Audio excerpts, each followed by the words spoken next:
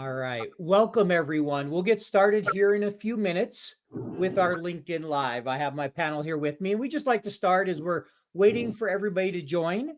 If you're out there, just let us know you can hear us and tell us where you're coming from. We always love to know, where in the world our guests are coming from.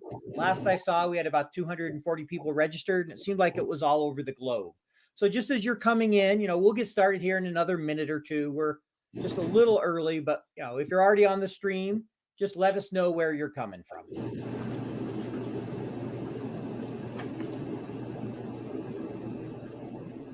All right, we'll give it one more minute and then we'll get rolling, so to speak. So again, if you're out there and you can hear me right now, just put in the comments, where you're coming from. If you can, let us know that you can hear us, and we'll start the formal webinar here in just another minute. Great. So we have Ravi letting us know he's coming from Dubai. Thanks, Ravi.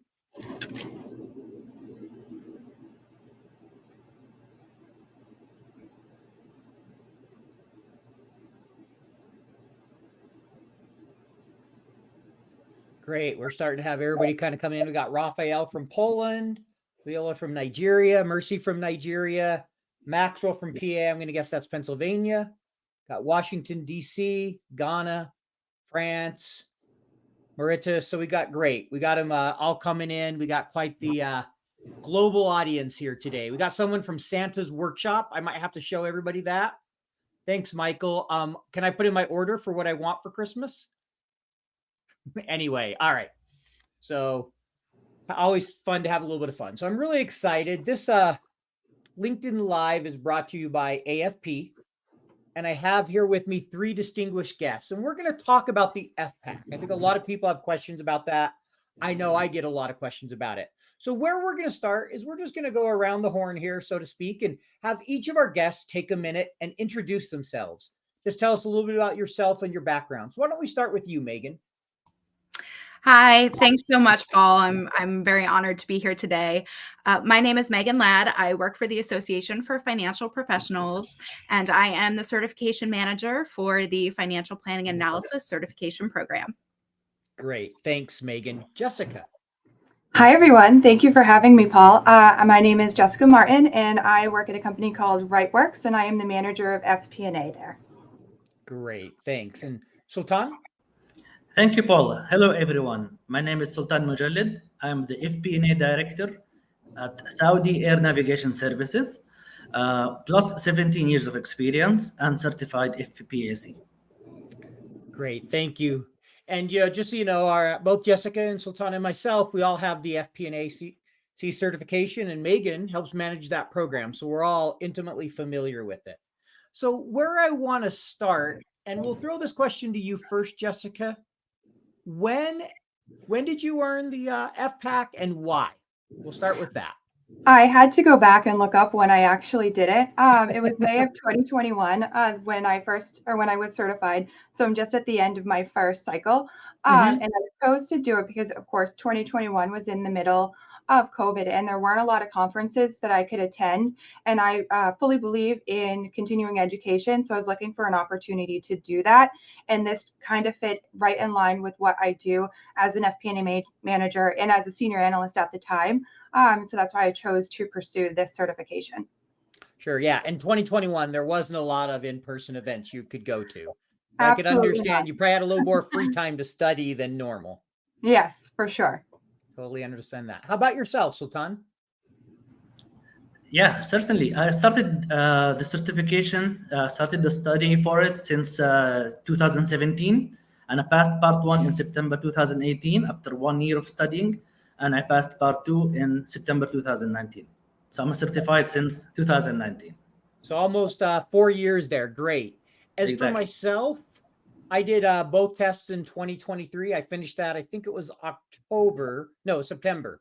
It was right before AFP that I finished the tests, and definitely spent some time studying for that. So before I get into the next question, I just want to let our audience know, if you have questions, feel free to put those in the chat and we'll get to as many as we can. We may not get to all your questions, but feel free to go ahead and put those in the chat. Also, for those of you who stay till the end, we'll have a special offer for the FPAC. for our audience today. So I'll share that at the end of the webinar, but there's my little tease to encourage you to stay till the end. Well, so just so you know, there will be a little surprise there at the end. So the next question I have, and again, we're going to go to Jessica and Sultan here, and then we'll get to Megan here in just a moment.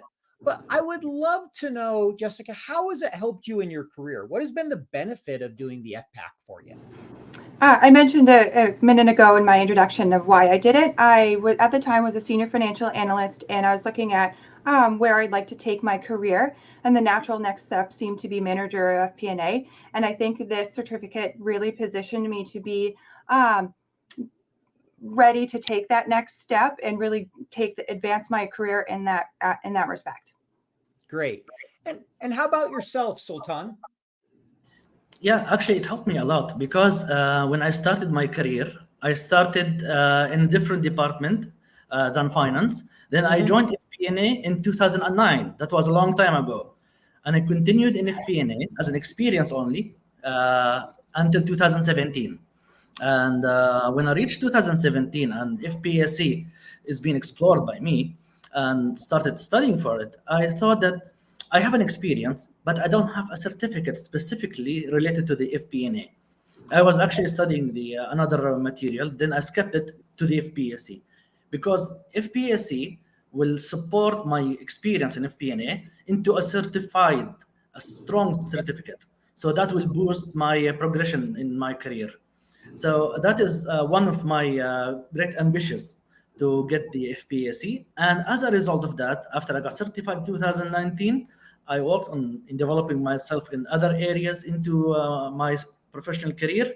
And in 2023, I have been promoted to a FP&A director from a manager position. Well, congratulations on the promotion and appreciate you sharing your background. I mean, definitely the certifications are a great way to help show you're learning something especially when you switch, right? You go from another field. That's always a little bit of a challenge because some people sometimes will question that when you switch. So you can totally see where that would be really beneficial. Megan, I'm curious, what do you see from people who take the test or talk to you? I'm sure you've talked to a number of people who have been certified or seen some of the data. How is the test helping people in their career? What's kind of your view on that? Well, I think what you said about earning a certification when you kind of switch careers is really spot on. We see a lot of people coming from, especially accounting backgrounds, and they're wanting to branch out and do more finance and FP&A. And the FPAC certification is a great way for them to do that. We've also seen a lot of our candidates who have earned the certification have success in their careers, like Sultan. They've been promoted. They've moved into, higher job titles, making more money, which is fantastic. We love to hear feedback like that. I think it really speaks to the value of the certification. Great. No, I appreciate that. And I'll say for myself, one, I wasn't looking to switch careers. In fact, I'd already started my own business. So for me, honestly, a lot of the FP&A certification was just for the experience and to share with my audience what it was like and to show that I could do it. I wasn't thinking it was going to help me necessarily be a better content creator or podcast host, but it was still a really good experience. I think mine's a little unique as to when and why I took it, but I still definitely learned some things, from taking it, and it was a good experience. So I'm going to jump into a couple questions we have here from some people. So I'd be curious, maybe we'll ask you, Sultan, what's your take on how much of the material have you found kind of applicable to the FP&A role? Like, how do you think it helps you kind of day to day, the material that you studied for the test? The material of FPAC are actually very connected to what we do in our real life. It covers lots of aspects in business, in finance, in even non-business elements. The FPAC cover the project management. It covers the communication, effective communication. It covers risk management. It covers financial modeling or Excel modeling. That can be applied for an FP&A, or it can be applied to other departments like business or sales or whichever department it is. It has industry, organization. It has many aspects that covers the business itself and expand the knowledge and the experience of the practitioners for even finance or non-financial people to be very connected to the business itself. The FPAC is different from other certifications, that it is not you can say a boring material that is only accounting or such material that you start studying and then you just drop it. I don't want to study it. No, every page you read, it's interesting. It pushes you to read the second and the second and the second, because it's very connected to our real life business. And that's the lovely part of it. Well, we know what Sultan thinks about accounting. As I always like to say, what's the difference between an accountant and an FP&A professional? Any guesses? All right. Well, I'll tell this one and probably get myself in trouble with all the accountants, but that's nothing new. So when an accountant gets creative, they go to jail. When an FP&A professional gets creative, they get promoted. So there you go. Hence That's why I'm an very true. FP&A, not an accountant. That's fantastic. I like that a lot. Obviously, please don't anyone take me serious. I'm just having a little fun here. All right. So, next question I want to ask here, and this is towards you, Megan, and then we're going to go to an audience question here. But how do you ensure the program is relevant today for FP&A professionals, right? The world is just changing so fast, as is FP&A, and it can be so different from company to company. How do you make sure it's relevant for people? That's a great question. And it's one of the things that I love about the way that AFP structures their certification programs. We do what's called a job task analysis every 5 years for the FPAC program. And that is a survey that we send out to corporate practitioners, just like the people attending our seminar today. And we ask them, what they do on a day-to-day basis, the tasks and duties that they perform. And we use that feedback and those responses to update not just the examination, but also the study material, the exam prep platform.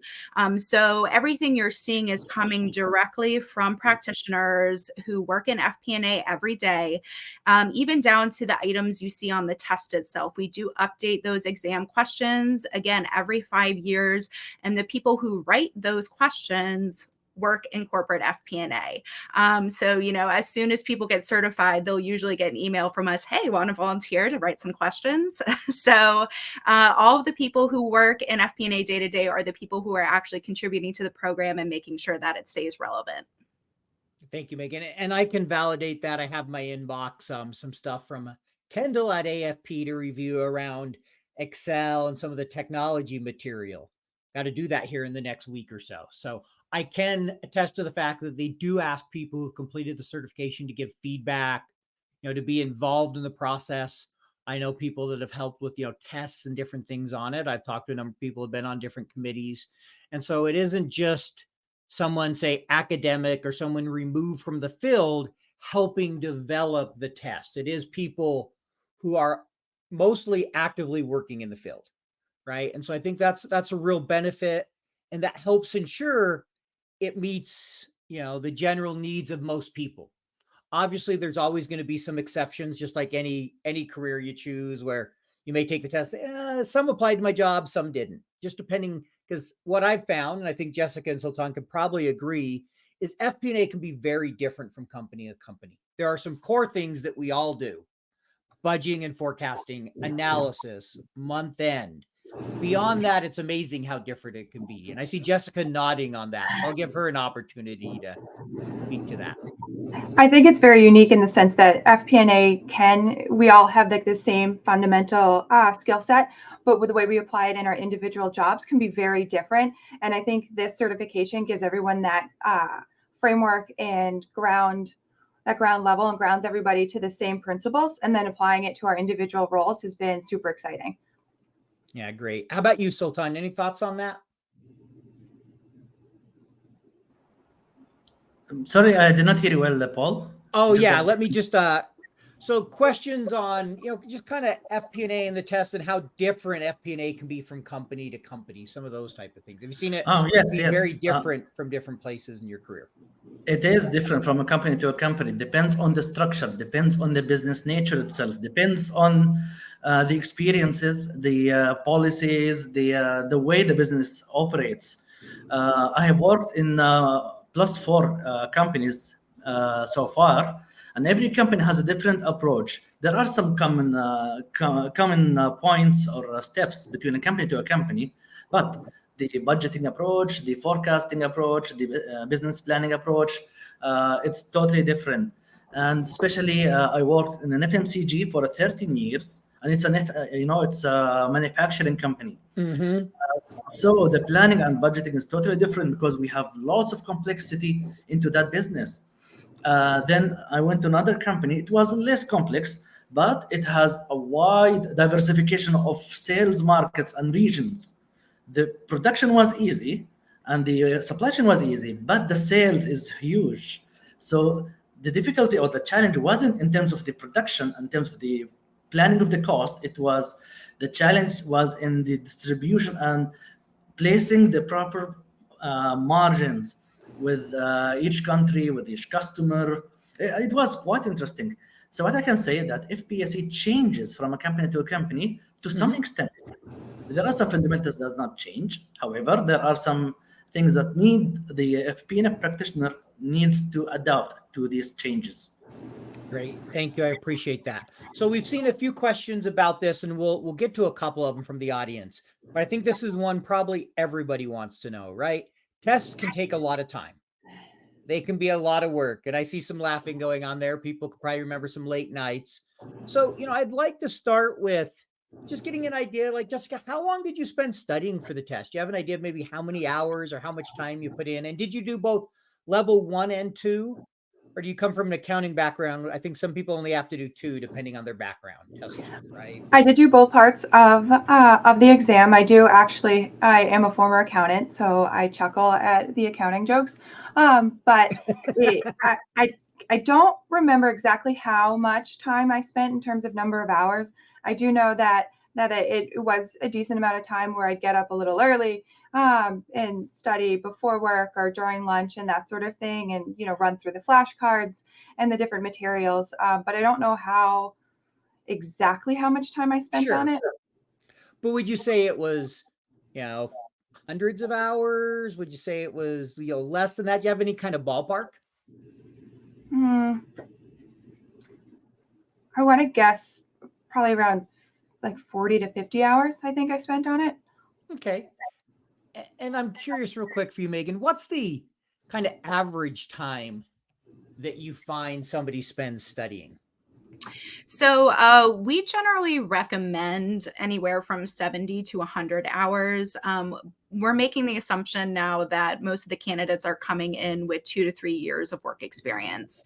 But because we do get a lot of applicants from diverse backgrounds, some people like Jessica can be really successful studying for maybe 40, 50 hours. And then some people, it can take 100 plus hours. It really depends on how much work experience you have. But generally, we recommend, like Jessica said, just studying for little increments of time every day, 30 to 60 minutes a day over the course of 3 to 5 months leading up to taking the test. Got it. So 100 hours is kind of for both tests. Is that the way to think of it? Or yeah. Okay. And I will say that's probably about where I was. I want to say the second test, I probably put in about 20 hours. It was on the low end. The first test was probably more like 70. So of the two, I felt much more comfortable with the second. How about yourself, Sultan? Do you remember how much time it took you or any kind of thoughts on that? Actually, I cannot predict the total hours spent because I'm not counting the hours which I spent studying. That's difficult to do that. It is However, difficult. what I can say that the daily average is about up to 2 hours, you can say. Sure. However, I have done some techniques to adapt to studying. I study late. So I wanted to adapt to the hard work at my company. When I return back from work, I'm very exhausted. So I take a nap. And then when I wake up, my family sleeps. So when they sleep, that is my best time to study. They're all asleep. There's no noise, no nagging, no shopping. So that's my perfect time to study. And I put my coffee at midnight, and then I start studying for Great, 2 hours daily. However, there is something very important that if I feel exhausted, if I feel sick, if I feel tired, if I'm not in the mood to study, I don't study. I skip that because if I study without a solid energy, that will lead to a negative impact. I might not study well the subject which I'm reading. I'm not focusing on it. The exam might touch these points. I have to study each and every point carefully and be fully prepared. So if I skip a day or two, I compensate it in another day, maybe through weekend or maybe an extra time through the week. Sure. And I think there's some good advice there of you don't have to push through there. It's if you take a day off, it's not like, hey, I'm going to fail. Now, if you take off 3 straight weeks and the tests coming up in a week, you might have a problem. But, there's that balance. You got to make sure you're healthy. And there's a question here that we had submitted that I'd like to ask. So, they asked, what are some successful, study strategies for both parts of the exam? So I'll talk a little bit about what I did, and then I'll give everybody else kind of an opportunity to share any thoughts. For both tests, I did have the prep platform, the exam platform to help prep me. And I really just read through it all, did all the questions, reviewed the questions. I will be honest, I didn't realize they had the flashcards till like a day before I did test 1. So I didn't use those. I did use them for test 2, but I didn't use them for test 1. But for me, it's really, I did a pre-test. I went through and answered all the questions, reviewed all the sections, kind of highlighted some different things, and I used nothing but the exam material to study. Any thoughts from your end as far as strategy or things that helped you, Jessica?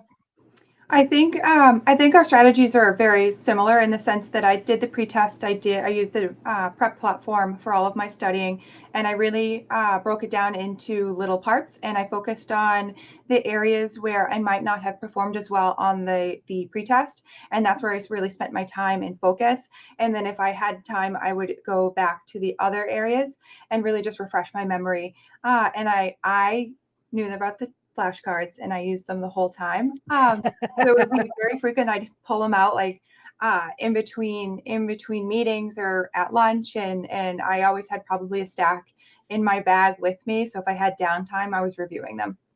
Yeah, I probably shouldn't have admitted that, but I just did. I think the flashcards are a great way to go. There. And we just had someone comment, very helpful tip, says thank you. Another question we had that I want to get into, and this one I think I'll give to you, Megan. I think it's really the first part. What are the prerequisites for the FP&A? This person mentioned some experience, but maybe just talking about that. What's kind of the work requirements or prerequisites for taking the test? Sure. So the basic requirement for entering the program is to have a bachelor's degree. So that's our baseline for entrance. As far as work experience goes, depending on the level of your degree, if you have a bachelor's in finance, business, accounting, or economics, we are looking at a minimum of 3 years, excuse me. If you have a master's, then it's a minimum of 2 years. And the way we evaluate work experience is we look at your job description. So we do have a box where you want to enter a job description, all the tasks and duties you perform on a daily basis.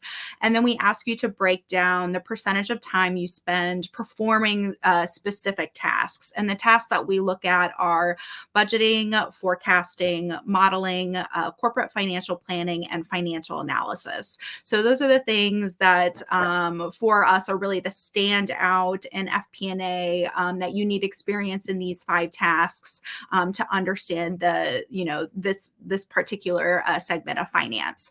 So you'll look at your work week and say you spend 10% of your time budgeting, and then you'll go ahead and enter that on the application. And we'd like candidates to have at least 50% of their time performing or supervising people who perform those FP&A tasks I mentioned. Okay, thank you. That's very helpful. Appreciate that answer there, Megan. I'm going to jump into one other question we've had from the audience, and this is a step removed from the FP&A certification, but I think I'll take a stab at this one. So, and any of you are welcome to add some thoughts, but someone asked, what are your thoughts on new tools? Will AI change how people do their FP&A work?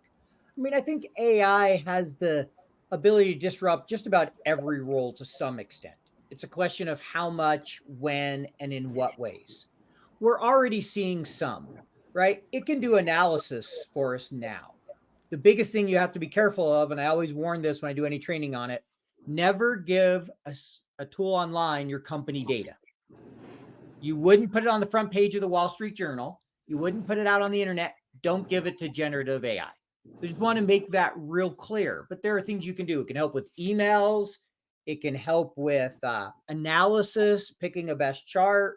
And I do think it will, hopefully in time, help reduce the amount of time we prepare data, the amount of time we spend on some basic analysis, and allow us to focus on more of what I enjoy most about FP&A, and what I frankly think is most important is that business partnering and driving value for the business. Because at the end of the day, that's what we all want to be doing. And then I'll pause there and just give, if any of you want to share any thoughts, how you guys kind of think about AI or how it might change things, feel free to jump in and share your thoughts.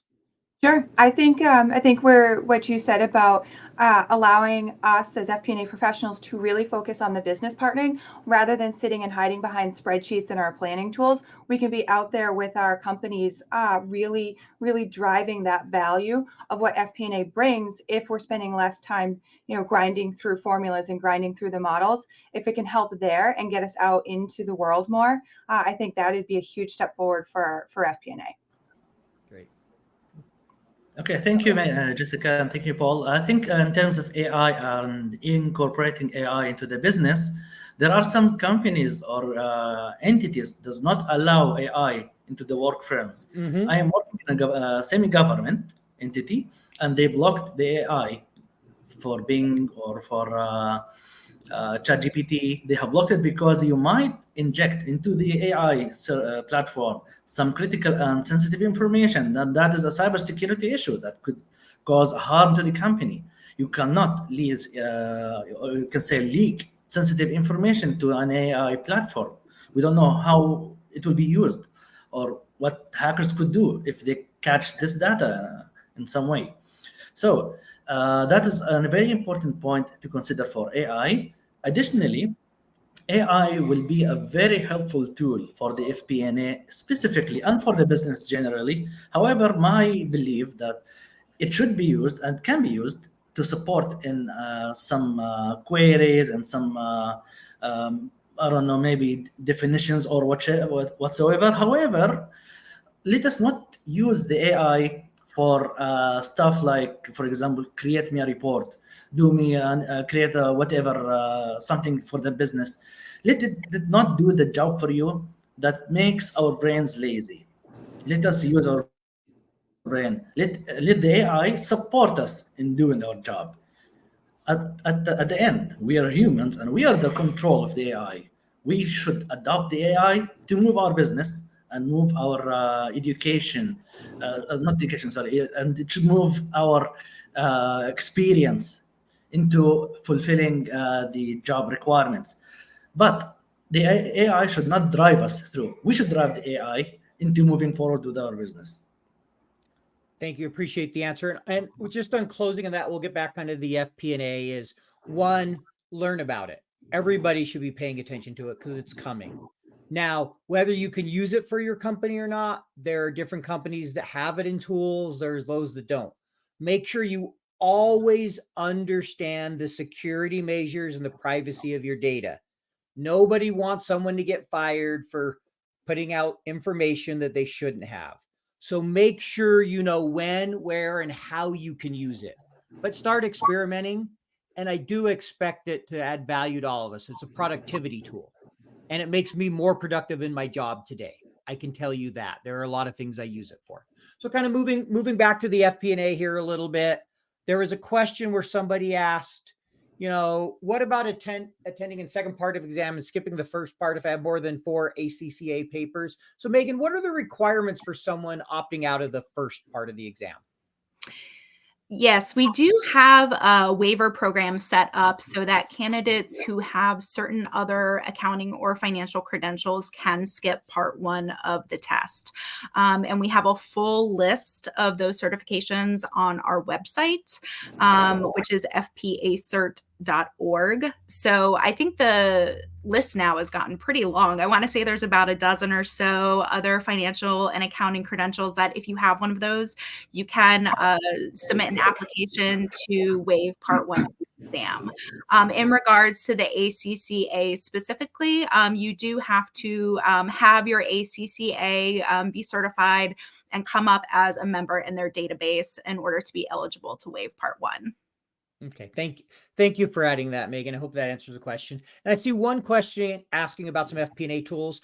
I'm going to hold that for this event, but Mark, if you want to reach out to me directly, I'm happy to have some conversation with you about FP&A tools.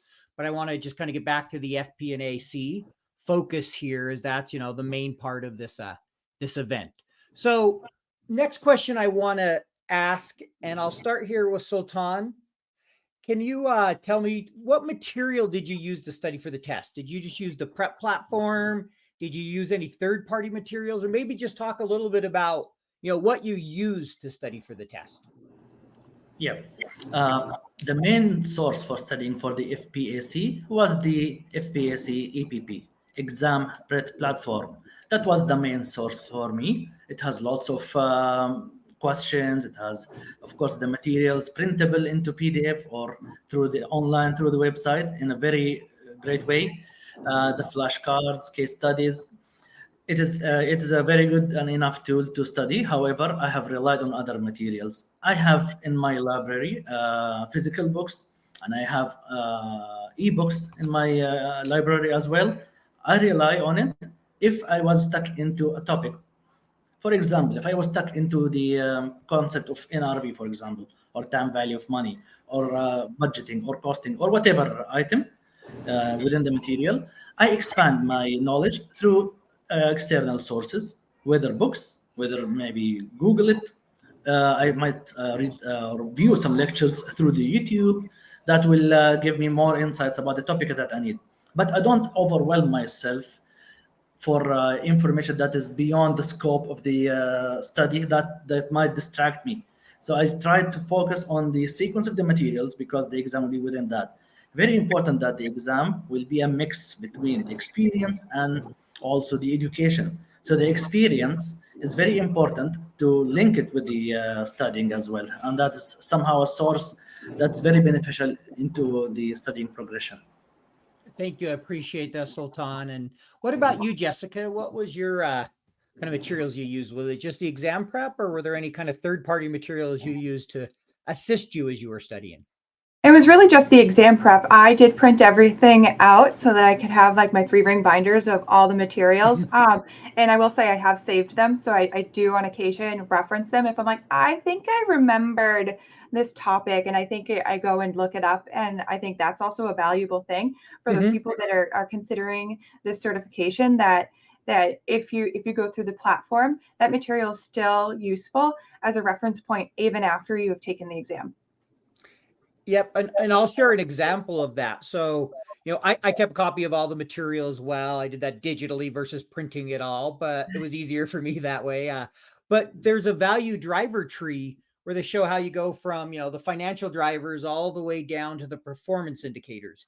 And I created one myself that was similar to the one they had done, changed it up some. And I was teaching an FP&A course yesterday, and that's one of the slides we put up. And I say credit. Yeah, the idea came from AFP, the certification, and talk through people how that's beneficial, because I thought it was a really good thing to share. So there are definitely places I use it today to show people the value you get. Megan, what do you tell most people? Do you find for most people the exam prep platform is sufficient? Do you find people wanting, third party like classes to take, or what are you seeing? The exam prep platform is designed to cover all of the content of the exam. So the material on there is sufficient. But like Sultan mentioned, sometimes you want to dig a little bit deeper. And we do have a page on our website with some textbooks listed so that if someone is stuck on a particular concept, they can reference that list and they can always, check a book out from a library or purchase it online. And that can help them as well. And that list of books is actually the books that we use to put together the material in the exam prep platform. So it will be cohesive to what's on the test. Great. And that's very helpful for people to understand. Any Any thoughts? I'm going to kind of keep going forward here. Let me see. Just give me 1 second. Look, see if we have any questions. I have to throw this one out here just because it makes me laugh. I have a worthy beard, just in case you were wondering. I don't know how it gives street cred for this test, but hey, Joe, if it makes you more wanting to take the FP&A certification, great. All right. So now I've had my fun. Last piece. Any other advice any of you would offer to someone thinking about taking the test? Both, how to make a decision to take it, and then any kind of final advice around studying. And we'll start with you on this one, Megan.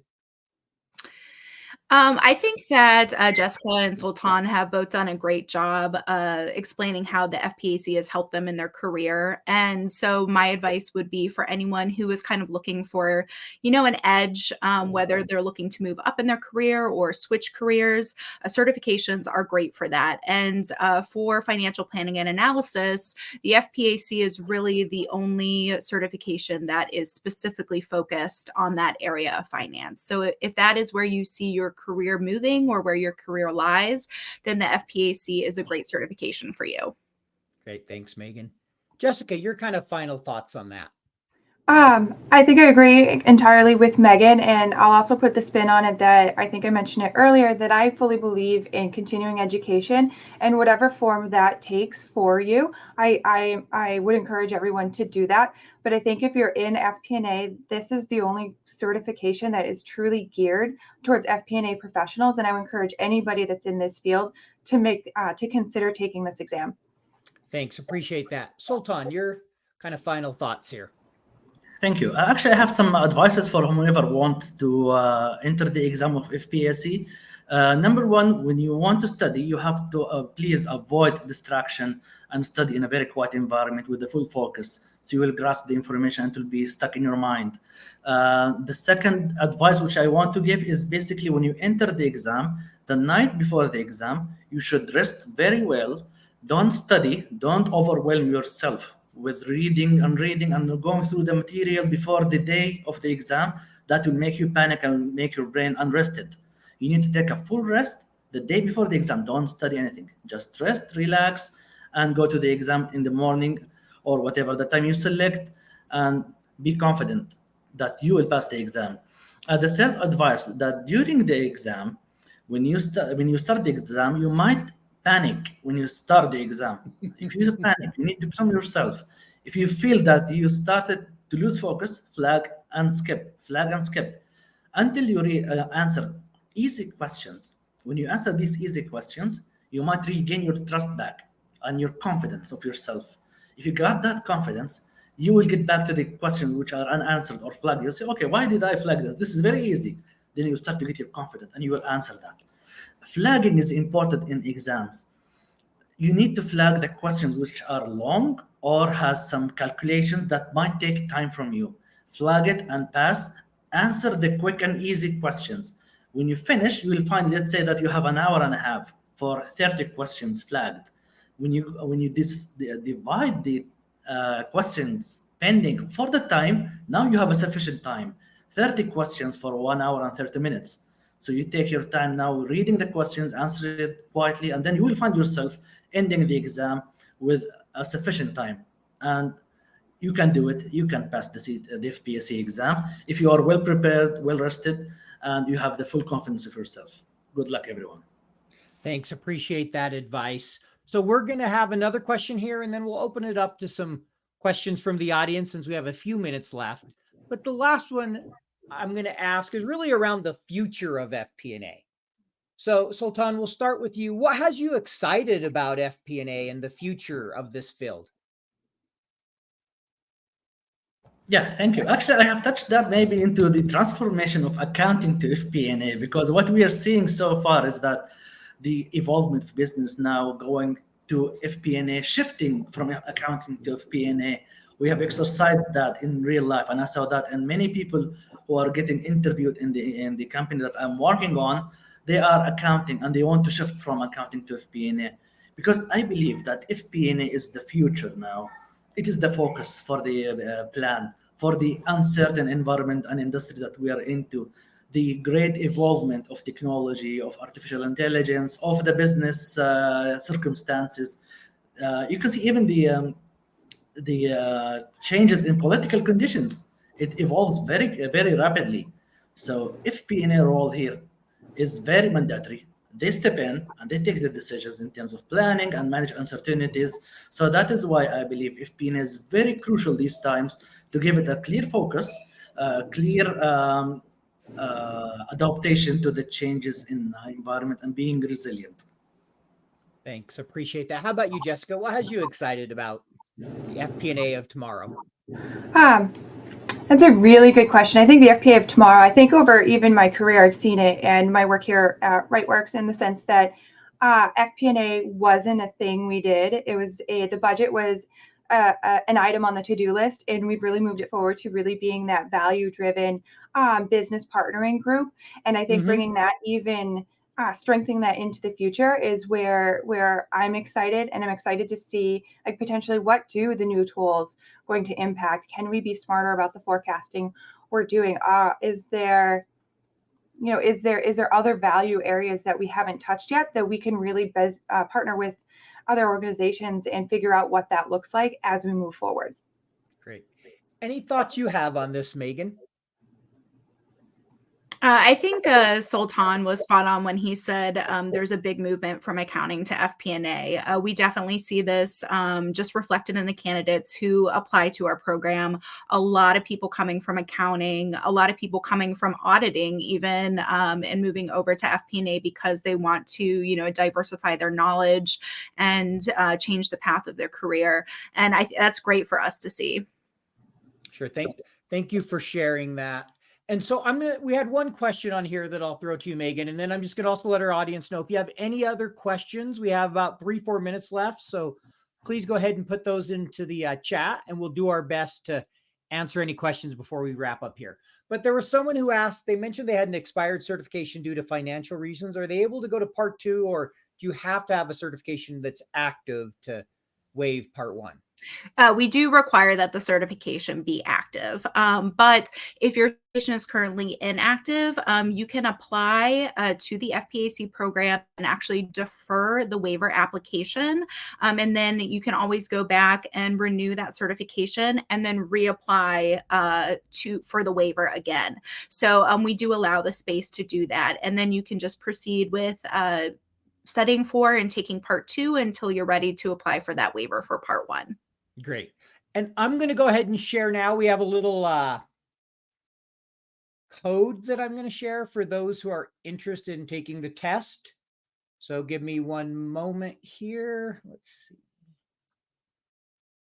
I just need you to give me, let's see, there we go. And I will bring it up. So here everybody should be seeing now a certification from FP&A from AFP. If you use the code FP&A Guy 100, it is case sensitive. So FPA, the guy is capitalized, then UY lowercase 100. If you use that code, you can take $100 off the application. That's good through midnight on the 15th.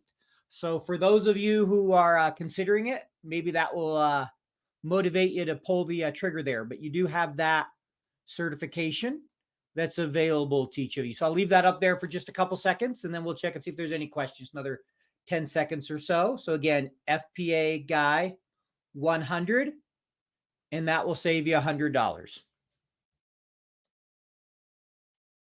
All right.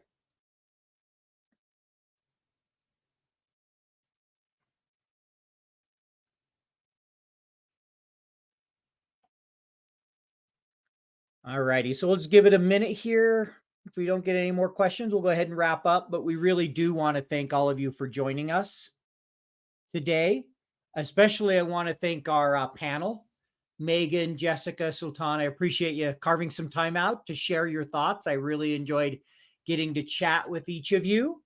I hope everybody has found this valuable. And, please feel to reach out if you have any questions or there's things I can help you with.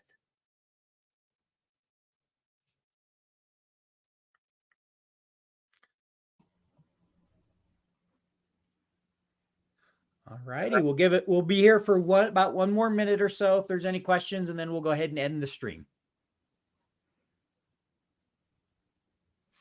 And, since it's the holidays, since, I'm in a festive mood as we end, I'll put on my Santa hat for everybody. I had to wear it for a podcast recently, so it's sitting here in my office. So I figure since we don't get any questions, we'll see if I can provide some entertainment as we have 1 minute left here. I even have beard ornaments. My wife got them as a joke. So there you go. We do have a question. So can FP&A reshape the future of accounting? I'll go ahead and try to tackle that one. I think they're separate fields. I don't think FP&A is going to reshape the future of accounting. Accounting is looking backwards. Accounting's job is to make sure the historicals are accurate. FP&A is focused on making sure the next dollar is spent wisely and we're maximizing that return. That being said, I think accountants can help shape the future of FP&A, and I think FP&A can help shape accountants. We need to work together, but I don't know that FP&A is necessarily going to reshape the future of accounting. I think they are separate functions that depend on each other. There's a high degree of overlap. A couple other questions that came in, is it a self-study certification? Ravi, I mean, if you want to get together with others, I don't think there's anything against that to study, but generally I'd say everybody I know has studied for it on their own. I haven't heard of many groups out there for studying. Doesn't mean it couldn't be done. 4 or 5 people are taking it. You could put a Slack channel together or whatever and study as a group. And then the last question, I'll throw this one to you, Megan, and then we'll wrap up. Someone asked, do we have any mentor community? That's a great question. We do have forum online for the candidates who are preparing for the FPAC examination, and a lot of advice and study tips are shared on that forum. So when you do apply for the program, you get access to that, and you will have direct communication with other people who are preparing, and also with our training team. So if you have any content questions regarding the material and the exam prep platform, or any questions about the exam itself, we're available to help via that platform. Great. Thanks, Megan. And on that note, we'll just say thank you to our panel. Thank you to the audience, and glad you were all able to join us. Hope everybody has a great rest of the day and a happy holiday season and take some time off to relax with family and friends. So thanks again for joining us, everyone. Thanks, Paul, for Thank having me. you.